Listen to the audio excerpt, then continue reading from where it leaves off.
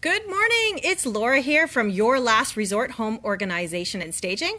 And it's Friday again, so we're back with another helpful video to help you organize some things in your home.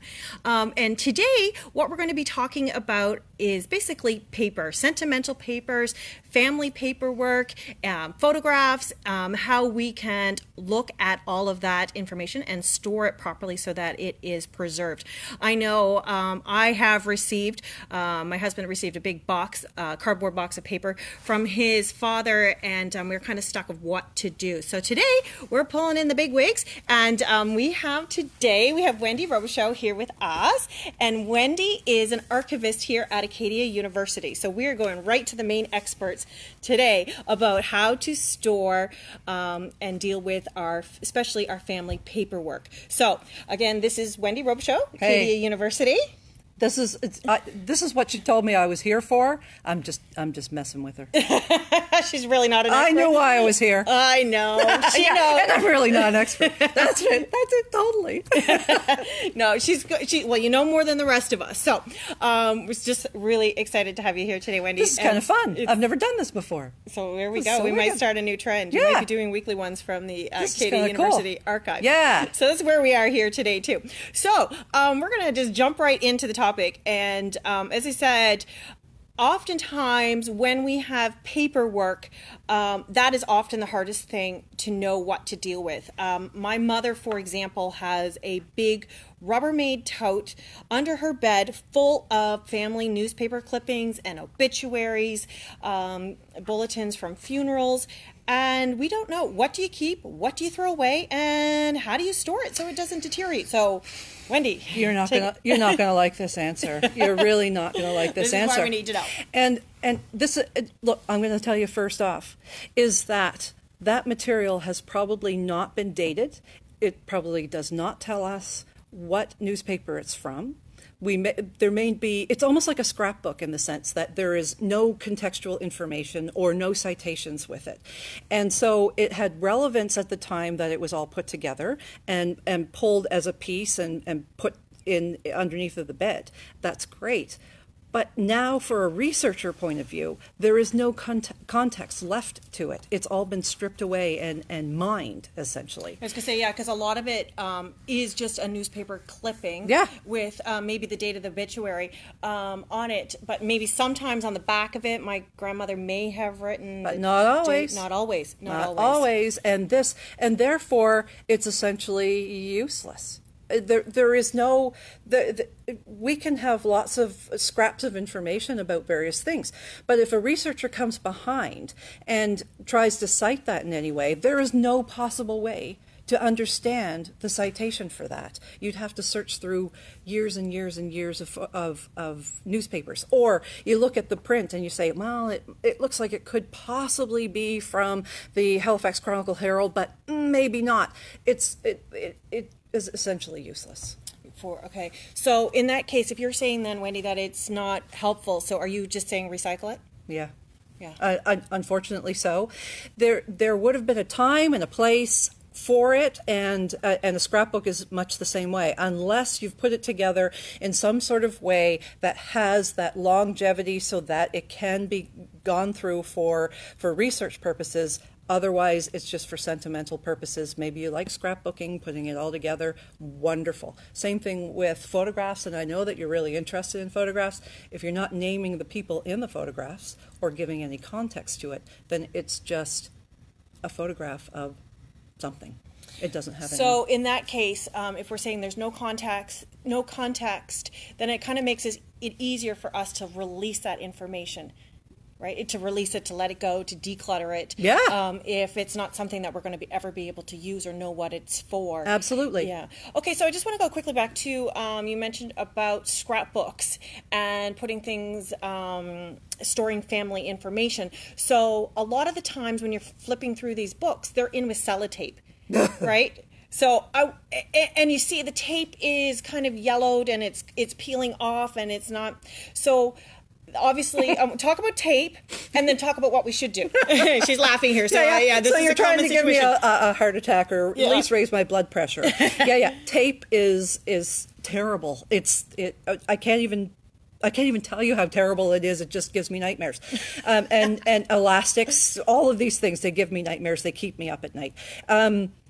The tape will dry out, and at least it will dry out, but it will also leave a little small sticky residue. Ugh, yellow stickies. Ooh, never. All of these things. You don't want anything that will damage your paper or your photograph in any way, anything that you want to keep for longevity. You don't want any residue left behind. And so, especially with photographs, and even with a scrapbook. Now, scrapbooking nowadays is quite different than what it was done before, right? Sometimes now we keep scrapbooks for the purpose of the hobby, of the enjoyment of putting something together. The creation. And you're not really thinking about its longevity. You're not thinking about, this is going to be something that I'm going to have for 200 years. That's not why you're putting a scrapbook together. If you're enjoying the process of putting together a scrapbook and all of the colors and the textures and looking at at beautiful photographs and so on, and not thinking I'm going to donate this to an archives or to a museum and have it there for the next 200 years, then do whatever you want. I mean, that's fine. But if you're thinking that this is something that will have longevity, that somewhere will end up in somebody's research collection, then we have to think about it entirely different. And I don't create things for 200 years. I mean, I never have. My own children's photographs are not created for 200 years. But what I did do was not use those terrible, absolutely terrible, from the 1970s, you know, that you pull, the plastic. You pull back the plastic, and it makes that sound. And then trying to get it back without a bubble in it. I can't even breathe thinking about those. They're awful, awful, awful. It's because they have that sticky crap all over everything, but they also trap in all of the gases that are being released from your colored photograph. The best thing to do is to have a sleeve, usually with little pockets, and one side of the pocket has an opening on it, and that will, you just slide it in. Are you talking like a photograph album book? Yeah, that you can get these something days? like that. And but it's important to have one of those little sides still open so that all the gases can still be released. Okay. Right? And you can slip, you don't have to write on the photograph, please. If you're thinking, if you ink up your photograph on the reverse, front? on the front, on the reverse even, it's still not a good idea.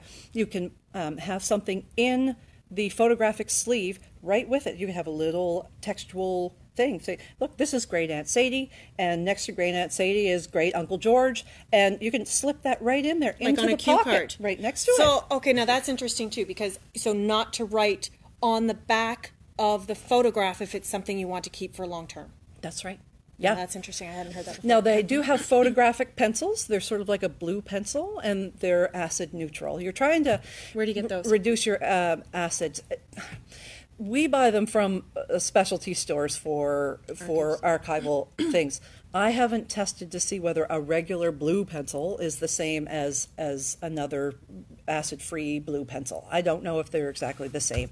It's just as easy. If you're putting one of the photographs in there, have like a little cue card, put it on the reverse side, not on the image side, but on the reverse side of your pocket, and then you've got the two of them married together. And they're staying together. Yeah. And your photographs are not going context. to... Yeah, the context. So, again, with photographs, again, so if you're going through... I know we have boxes of photographs from my grandmother, and a lot of them are scenery that were important to her, but we have no idea. So my mom was really good at this, and she went through anybody of the people she didn't even recognize. Maybe it was their friends.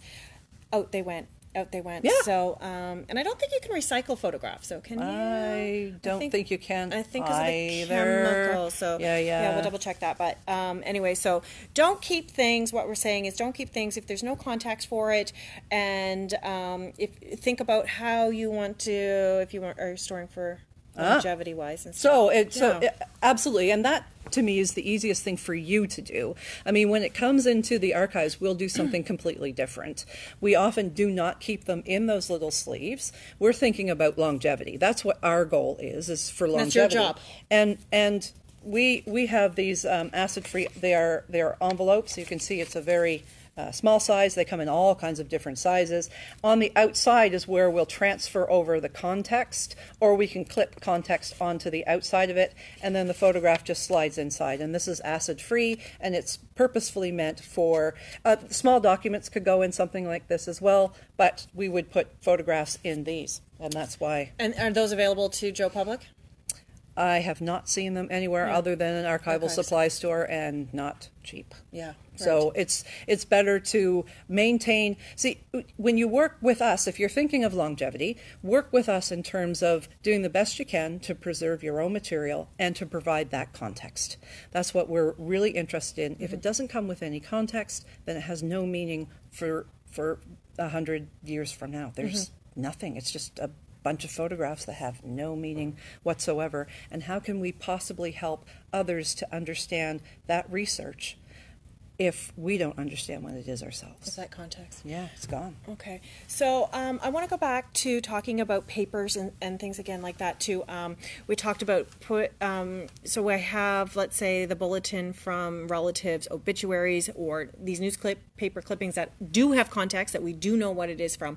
How do we store the paperwork? We have certificates from, like, my husband's father, from some of his jobs or special recognition things that are important for my husband to keep. So how do we keep that paper? Right now they're in a cardboard box in the basement. So tell me everything. I know this is wrong. Righto. And here's what happens. We will have very specific boxes. I happen to have one here with me. It's an acid-free kind of box. It's really rather hard to see. We will buy these boxes and maintain material. And the reason why it's in a box, one is it will have a lid on it. It keeps out all of the dust. It keeps out light. And hopefully it will keep out a lot of bugs and anything else that might come in that general direction. Last thing that you want to do is be storing your material and find out that a mouse has come along and chewed on the best of it. And pooped in it. Absolutely. One tragic story, honest, one of the people who works with us was storing some of her grandmother's papers, what she considered to be very valuable papers, in a box, and a mouse had come along and chewed the whole works of it. And she knows full well that can happen every time, as do we. But it happens, and you'll lose things. Then we will store things in an acid-free file folder, all right? So they will come together in an acid-free file folder. All things that we buy from specialty stores. Expensive. There's no other way to it. But what you can do is mimic this, right? So keep your things in, put that in the wrong place, of course, but I'll go back and fix that. Keep them in some type of protective enclosure, whatever that is. So try to keep out the dust and the light and the bugs and the vermin, or whatever mice, however you want to call it. But also, you're bound to have a filing system of some sort. And your filing system is the way that you think of your context, how you keep things. That is super important for for understanding context and the way that your brain works. This is what I always tell the students. When you're looking at a box that has come in the door, sometimes it's a grocery bag of stuff that's come in the door, but when it comes in the door, you're looking to see whether or not there is already a filing system within it.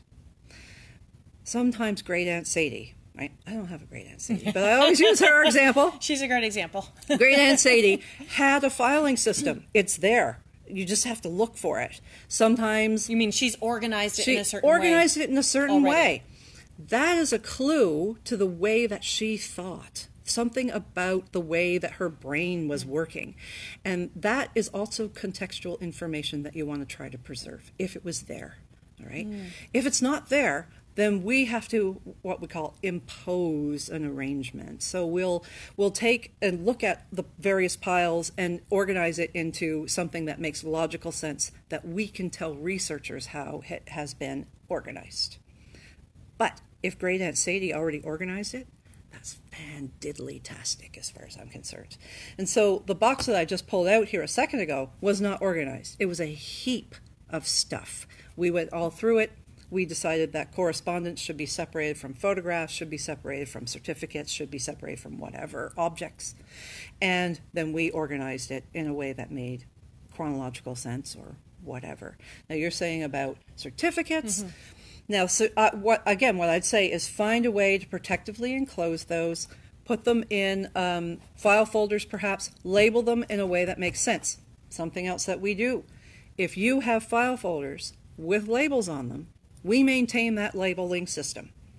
It also provides some sort of sense about what you were thinking about at the time. Mm-hmm. So did you call this correspondence? I do, because now I've done this so long, I call everything correspondence now, if it's whether it's a letter or not. But somebody might want to call it a series of letters from my great-grandmother.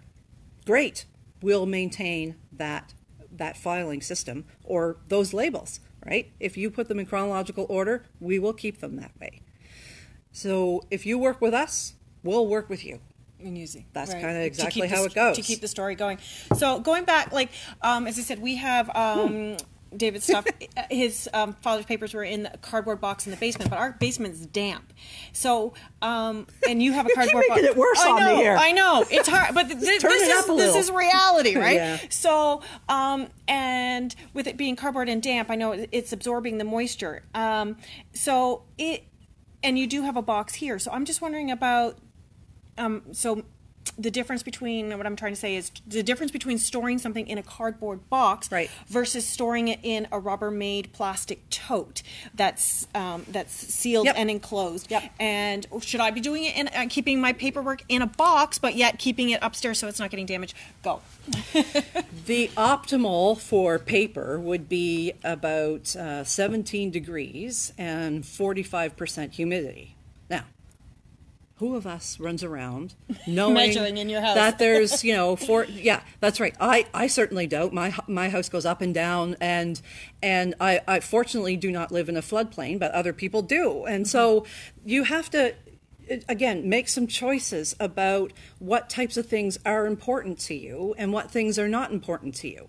So one of the things, something that had happened when we lived in Cape Breton for several years, one of the places that we lived in, I was maintaining some of my grandparents' papers and objects, and that basement continuously flooded. So those papers didn't belong in Cape Breton, they belonged in Yarmouth, which is where I'm from. And so as I had them with me, I moved them over into plastic totes. Why? Because plastic totes float.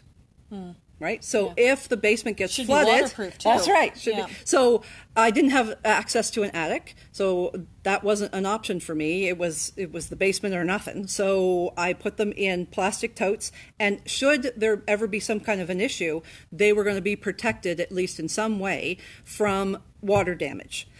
Now, that didn't solve my humidity problem, but it did solve one of the problems. So you're trying to at least create an environment where you can check off as much of that list as you can, right? You're trying to create a safe environment for them, and not a safe do whatever you can. So is a box still more ideal than a plastic tote? Some type of enclosure. Either I'd one? say an enclosure of some sort, because you're trying to prevent dust, dirt, bugs, mice, whatever. Maybe you have small children that like to go and color on things. I don't know. Maybe you want to prevent that. I don't know. But that's the sort of thing, is that you want to try to store them in as safe a manner as possible, thinking about the environment in which they're in right at the moment. Yeah. And that's something that we can do, think about on ourselves at home and what to do. The other option too, we just talked briefly, there are some other things you can do too.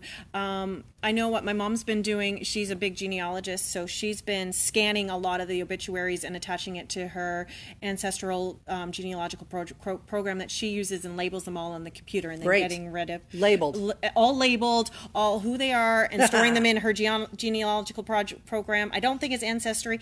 I can't remember what it's called, but I can find that out, and I can post that too. But anyway, so she's scanning a lot of materials and then chucking it. So that is a possibility too, to store That's always things a possibility. digitally. I mean, you're not going to, the obituary, for instance, is, okay, so with respect to the obituary, and even with respect to the newspaper clippings, somebody else, i.e. the newspaper, is responsible for keeping the master copy. They have kept the original. right? So it's not your responsibility to keep a copy of it. You don't have to. You have what's called a convenience copy. You have the copy that you're going to use just to check up on little important little dates or information or what have you. But the newspaper has kept itself because that's their record. It's important for them to keep a copy of their own activities. And so you don't have to feel bad about getting rid of the obituary or the original or what have you because somebody else has it. And other copies are sent out to libraries constantly. Libraries are always receiving, especially with photographs and obituaries, they're always receiving this material. And it's here in this library, for instance, we have the local newspapers. Some of them are hard copy. Some of them are on microfilm, which is a very stable medium, by the way. It's hard to, if you get microfilm wet, doesn't matter. You can burn it, but that's one of the only things that you can do to it. Nice. So, yeah, I really like microfilm. It's hard to read, but I love it anyway. And so don't feel bad about getting rid of those things. If you want to digitize it and attach it, keep all of that really good contextual information with it and get rid of the original. That's okay. Somebody else somewhere has it. Yeah. It's okay. Another thing that I've been doing too, I found this app called Google Scan. I went through my personal photo albums from like the 1990s when I was in high school, university, where my pictures were not good quality, you know, like this much sky and that much people. So, but I can't like, so they're not worthy of keeping, but yet like what we're doing here with all the ceiling. The ceiling. I couldn't get the right angle over this video. Anyway, so what I did is I went through my personal photo albums. Again, nothing that was very important, and I used the Google Scan app, which is super easy to use, and then I threw out all my photo albums, so I still have my photographs, and then was able to scan them digitally. Right. So that was a good app that I could Right. use. Well, the original is not actually the photograph. It was the it's the negative. The negative. It's yeah. not. It's not even the digital negative. It's the neg. So as long as you have your neg, you can get access to it again. Yeah. And these ones weren't even worth keeping again. So and that's what I threw out. That's what we often kind of forget is that we hold on to our things so much that we're often not the one who created the actual thing. There's probably another copy somewhere. What you want to archive is when you are the only one who has the only thing left. You are the creator. You are the small c creator. You are the creator. You are the one who has the only one there is. That's what you want to take your time and effort to preserve. That's really good advice. Right? Yeah. Because somebody else is going to probably have another copy of something somewhere. It's when you are the only one who has that copy. That's where you want to put your time, your effort, and your money in saving that. That's the thing that we want to keep for 200 years. That's really good advice, Yep. and that's a good way to keep it in context too, so that you know what you're keeping and why you're keeping it. That's right. So I guess just the last thing that we're going to talk about is if you have a bunch of things, letters, Aunt Sadie, was it great Aunt Sadie? Aunt Sadie, Aunt Sadie. If you have Aunt Sadie's collection, how do I know that you here at the Acadia Archives or other archives or local museums, how do I know, I mean, I can always ask you, but what is the rule of thumb? What are you interested in, and how does one go about donating something to a museum or an archive? Okay. All archives and heritage institutions of which I am aware have some type of policy for what they will take and what they won't take. And we often work in conjunction with each other.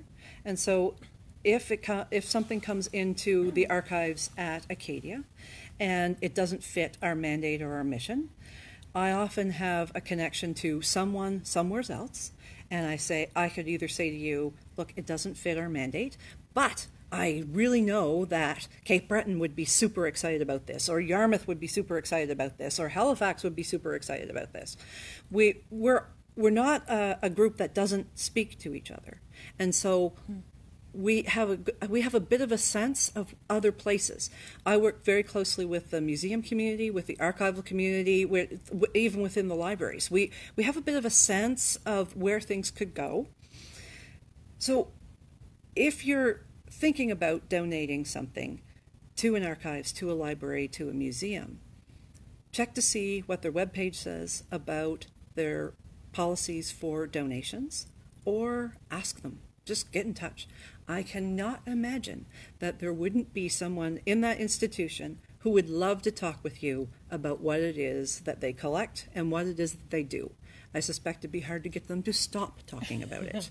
All right, we love to talk about what that's right. Just it's kind of one of those things that we do. Right.